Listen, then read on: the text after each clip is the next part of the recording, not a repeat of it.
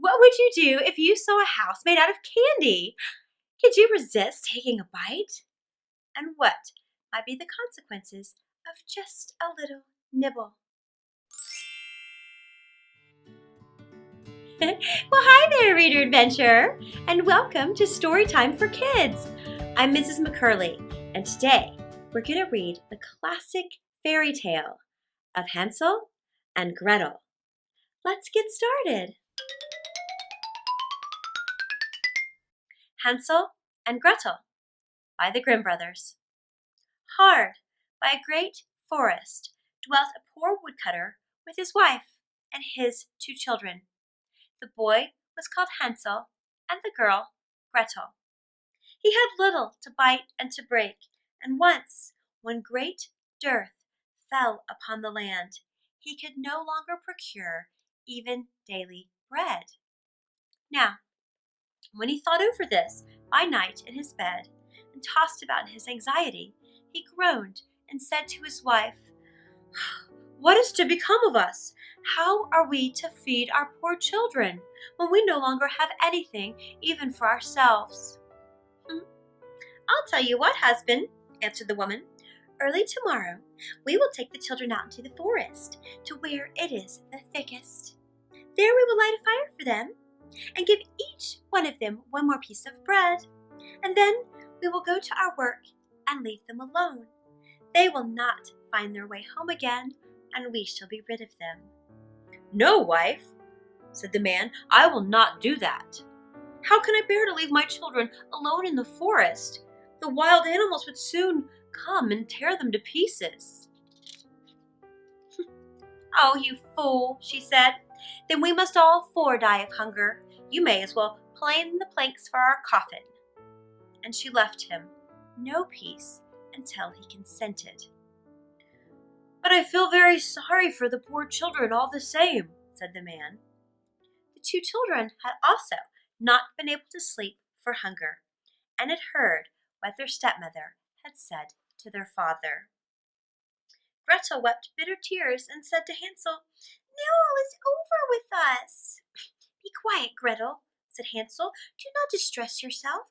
I will soon find a way to help us." And when the old folks had fallen asleep, he got up, put on his little coat, opened up the door below, and crept outside. The moon shone brightly in the sky, and white pebbles, which lay in front of the house, glittered like silver pennies. Hansel stooped and stuffed the little pockets of his coat with as many as he could get back. Then he went to Gretel and said, "Be comforted, dear little sister, and sleep in peace. God will not forsake us." And he lay down again in his bed. When day dawned, but before the sun had risen, the woman came and awoke the 2 children, saying, "Get up, you sluggards! We are going into the forest to fetch wood." She gave each a little piece of bread and said, "There is something for your dinner, but do not eat it up before then, for you will get nothing else." Gretel took the bread under her apron, as Hansel had the pebbles in his pocket. Then they all set out together on the way to the forest. When they'd walked a short time, Hansel stood still and peeped back at the house, and did so again and again.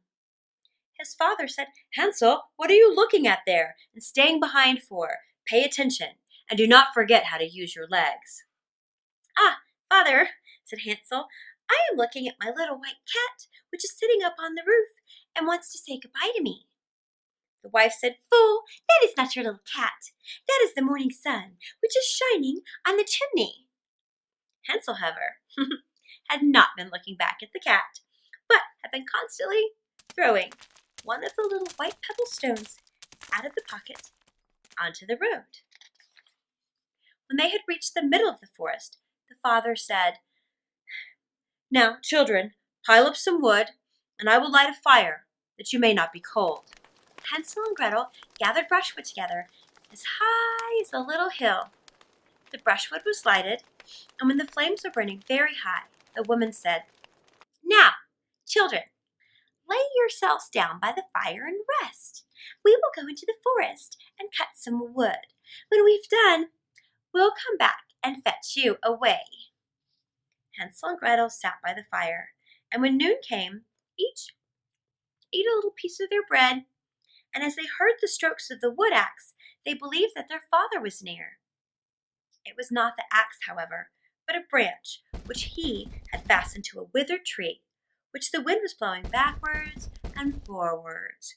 And as they had been sitting such a long time, their eyes closed with fatigue, and they fell asleep.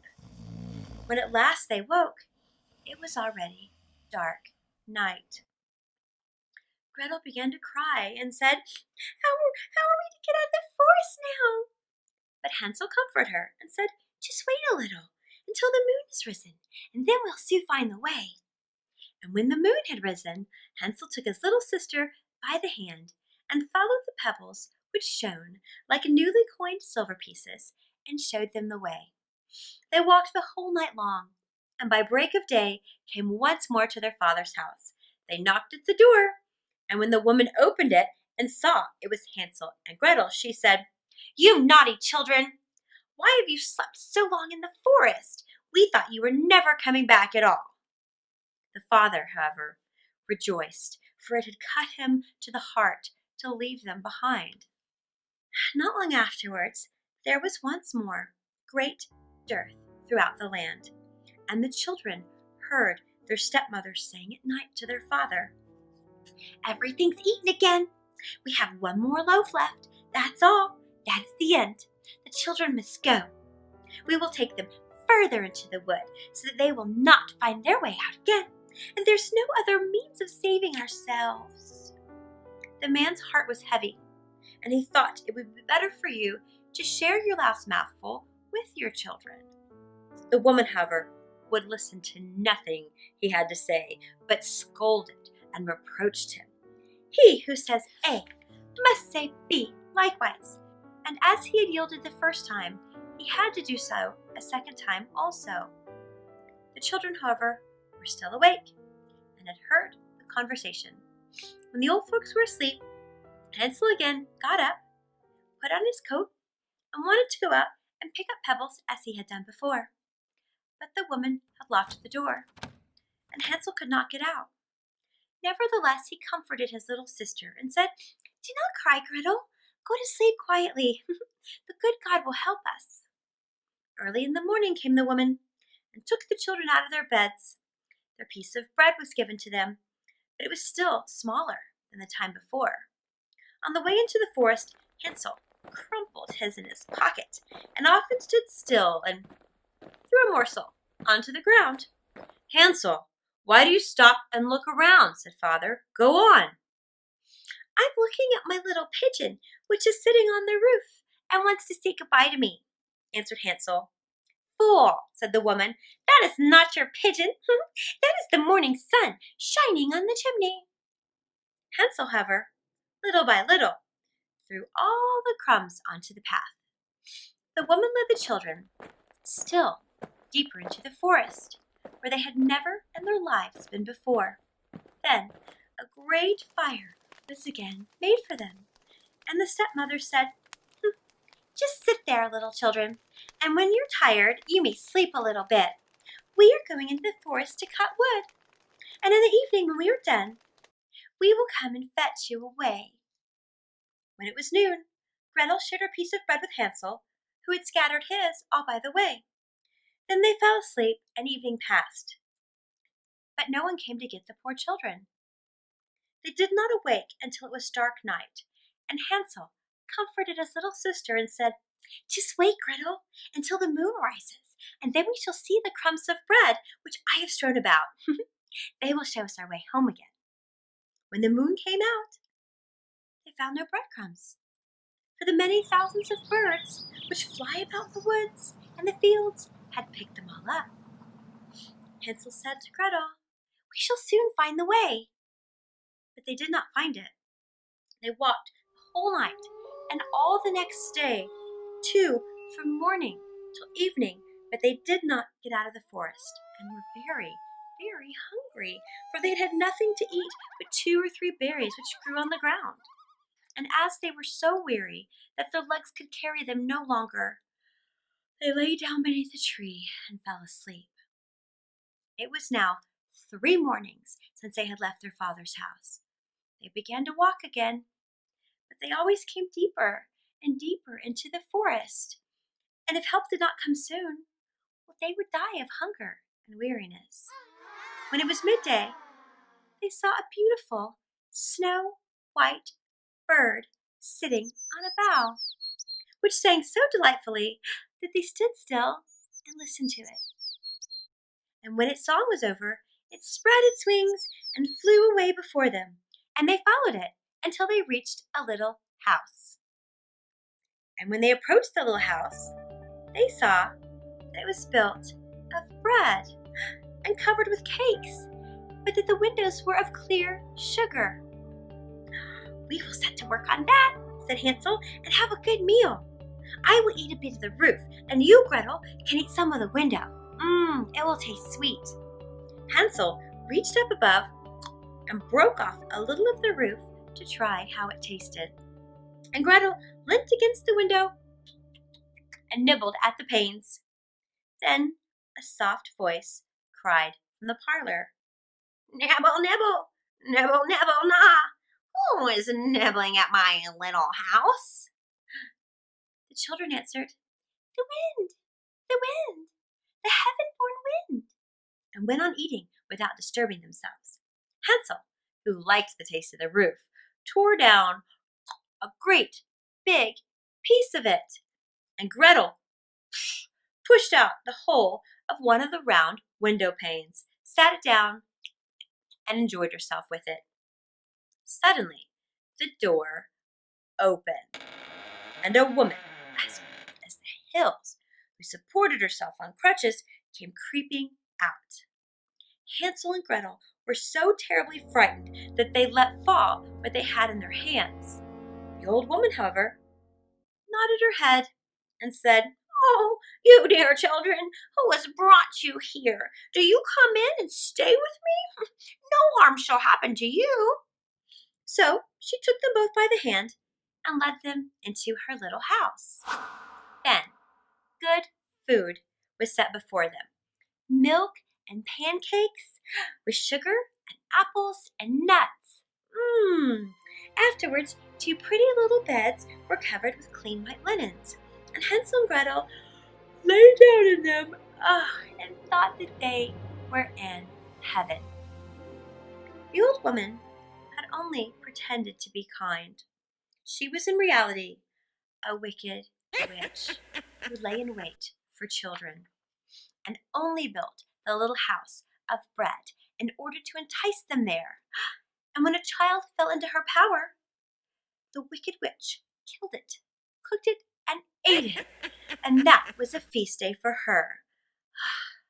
Wicked witches have red eyes and cannot see far, but they have a keen scent like the beasts and are aware when human beings draw near. When Hansel and Gretel came into her neighborhood, she laughed with malice and said mockingly, "I have them, they shall not escape me again."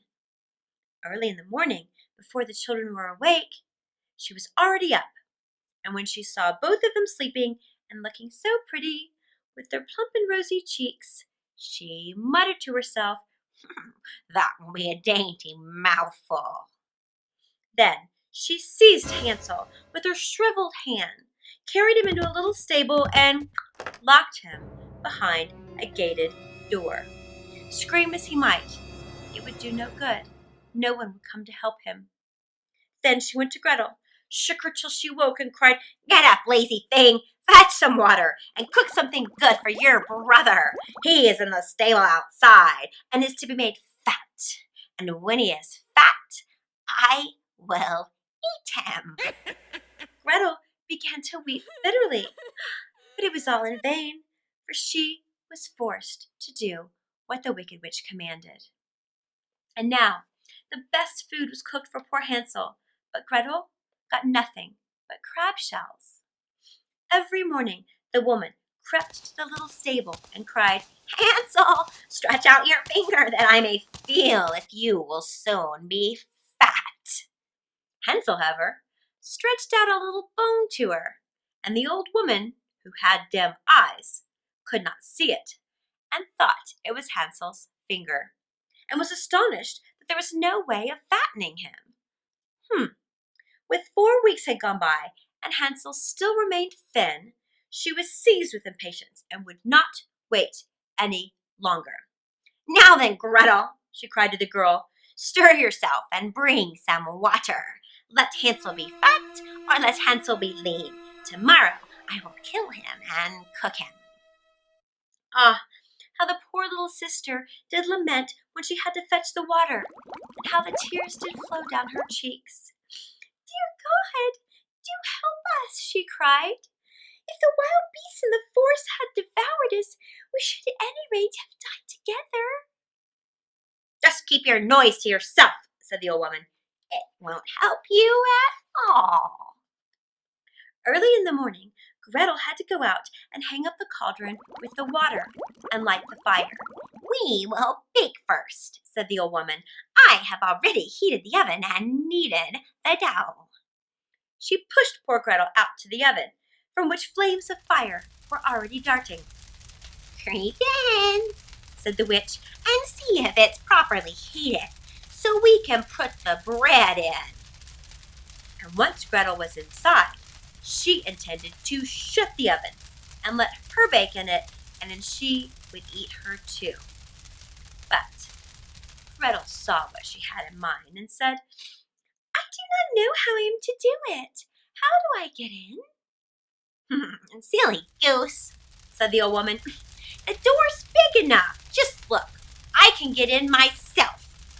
And she crept up and thrust her old head into the oven. Then Gretel gave her a push that drove her far into it, and shut the iron door, and fastened the bolt. Ugh! Then the witch began to howl quite horribly, but Gretel went away, and the witch was cooked. Gretel, however, ran like lightning to Hansel, opened his little stable, and cried, "Hansel, we're saved! The old witch is dead!" Then Hansel sprang like a bird from his cage when the door was opened. Oh, how they did rejoice and embrace each other and dance about and kiss each other. And as they had no longer any need to fear, they went into the witch's house, and in every corner there stood chests full of pearls and jewels.